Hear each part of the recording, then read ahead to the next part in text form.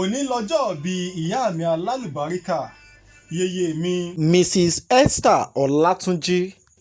Esther níyà mi ń jẹ́. Mo kí n kú ayẹyẹ ọjọ́ bí o, ẹ̀mí yóò sì ṣe púpọ̀ láyé. Lágbára oníbu ọ̀rẹ́. Happy birthday to you ma. Òní lọ́jọ́ bí yèyé mi onínúure, ta ló sọ pọ́jọ́ tàbí ni ó ṣe kókó, èèyàn wo ló sọ pọ́jọ́ bí ó ṣe pàtàkì. Yèyé mi mo kí ọ ọmọlù ọlọ́gbọ́n ẹnu o, orúkọ la fi ń pe olórí láàfin. Mo kí ọ yèyé mi abiyamọ abọ̀já gbọ́rọ̀gbọ́rọ̀, vice president Yorùbá world view, níbi tó ti ń gbé àṣà àti ṣe Yorùbá lárugẹ. Ó yá ẹ̀já kọ́kọ́ délé ọ̀wọ̀.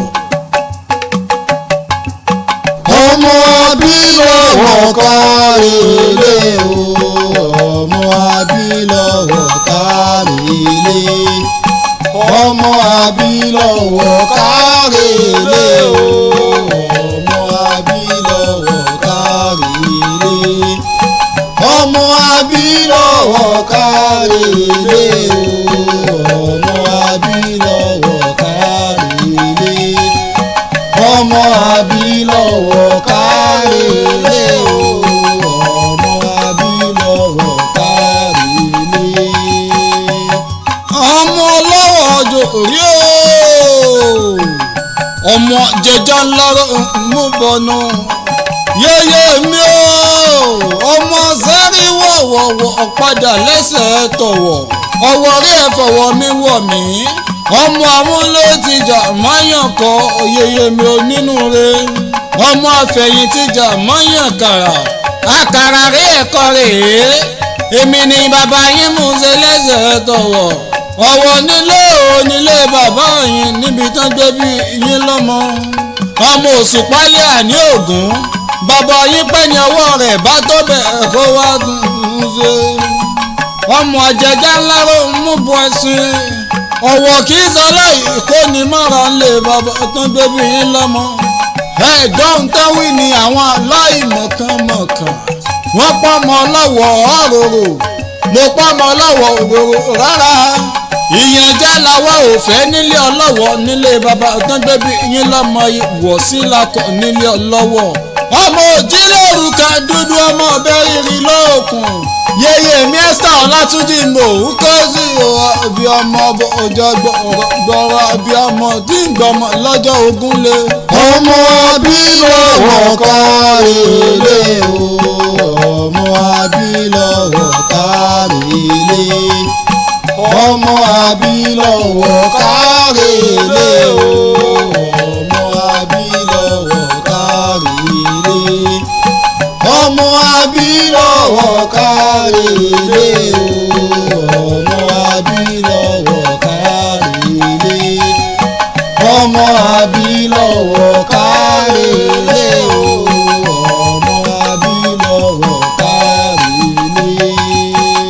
Yèyé mi ò nínú re, Amẹ́ríkà ni yèyé mi fi ṣẹlẹ̀, abiyamọ abọ̀já gbọ̀rọ̀gbọ̀rọ̀, ọ̀já tẹ́ ẹ fi ń pà wá òní já láéláé ẹ̀ nírò ń gbé sọnù bí ó ṣe bí ọmọ lọ́lá oníbú ọrẹ.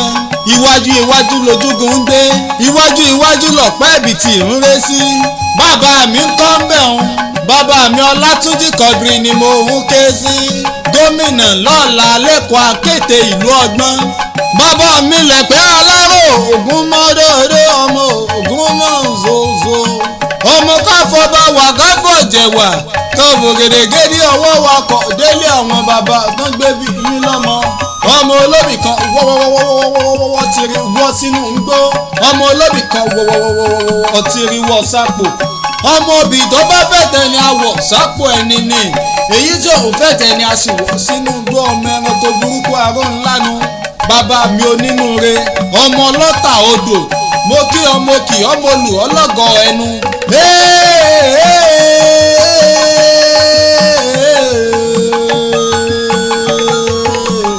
Èyí ò ní márùn rẹ kó tó ṣì mọ́ láéláé. Bàbá mi àti yèyé mi onínúure ló fi onínúure. Bọ́n ṣe ń ṣe fónílé náà ń ṣe fàlejò, wọ́n ń ṣe fẹ́rú, wọ́n ń ṣe fọ́mọ. Wọn ò ní bí àlejò pé bo ló ti gbé wá láéláé. Béèyàn bá wọlé wọn yóò fàtàpanu kólúwa rẹ̀ ó tó máa ń lọ. Olówó tí ń fowó ṣàánú, iwájú iwájú lójúgun ń gbé, iwájú iwájú lẹ́sìn máa ń lọ.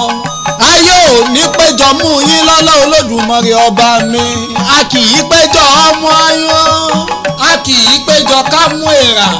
Àní ẹ mọ̀ bẹ ọ̀bẹ ló ń bẹ sun ìran àtẹlẹsẹ̀ á sì bẹ̀ náà wò. Yèyé mi onínúure wọ́n pè ń fa àkókò yìí kí n fi kí àwọn ẹni re.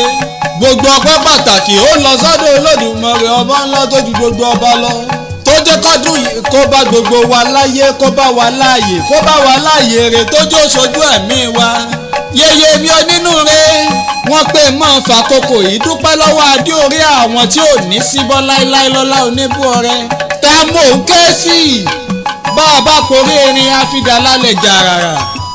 Bàbá mi Ọlátúnjí Quadri náà ni. Bàbá mi ò jẹ́ bí àlejò pé bo ló ti gbé wá onínúure ni. Bọ̀rọ̀ kìnní alówó lódù bí ìyèrè ń bàbá mi ọmọ ọlọ́ta odò. Mo kí ọmọ kì ọmọ olù ọlọ́gọ̀ ẹnu. Wọ́n pẹ́ máa kí ọba ọmọ olú ọmọ tí ò ní rẹ̀yìn láéláé. Kelvin Olúwaṣeun Quadri náà ni. Wọ́n pè ń dúpẹ́ oore tó ṣe.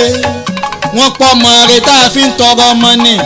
Ọpẹ́ pàtàkì ó tún lọ sọ́dọ̀ Abdulaziz onínúure ọmọ rẹ̀ tá a fi yangàn láwùjọ ọmọ ni. Ọpẹ́ ńlá tó tún tọ́pẹ́ ó tún lọ sọ́dọ̀ Abbas Junior Quadri ọmọ rẹ̀ ni. Ọmọ tó gbọ́n sásá ó lọ́gbọ́n orí ó kàwé. Olódùmarè tún jogún òye fún gbogbo àwọn ọmọ. Ọpẹ́ ńlá ó tún lọ sọ́dọ̀ Lékan Òjó adúpẹ́ pẹ́ òkun àtàwọn ọmọ ìyá bí ẹbí bí iye kan lóbìnrin. Olúwabùkọ́lá òní onínúure náà ni. Adébísí Nelson onínúure ni. Vivian Ààrẹ onínúure ni. One big family ẹgbẹ́ yìí ò ní túká láéláé, kò ní bàjẹ́ lọ́lá Olódùmarè ọba tó dá gbogbo wa. Àmọ́ bẹ ọ̀bẹ ní bẹ́sù ìran àtẹlẹsẹ̀ á sì bẹ̀ náà wò. Ọmọ abáfabẹ́bí nìkan kọ́ lọ́mọ ẹni ẹjẹ́ ń dárúkọ èmi ọmọ àfẹnubí. Fádélé mò ń jẹ́ ọmọ Fáyọ̀yìn bàbá Àbàdàn ẹyinjú Olódùmarè tí ò ṣeé fi gígùn. Happy birthday to you o yèyé mi o. Happy birthday to you o. Ọ̀wọ̀ níyìn o yèyé mi onínúure. Ọ̀wọ̀ tó tán májẹ̀bú ọmọ alárè ọmọ Awùjalè ọmọ arójòjòyè ọmọ alágẹmọ ogun wóyọwóyọ. Ọmọ òun ṣe ni òyọ̀yọ̀ mọ́yọ̀mọ́ tó rọrùn tó sì ní òní lè pani. Ọmọ aládìyẹ ògògògògò mọ́gà. Ọmọ adìyẹ bà lókùn ara òrokùn bẹ́ẹ̀ lára ọ̀radìyẹ.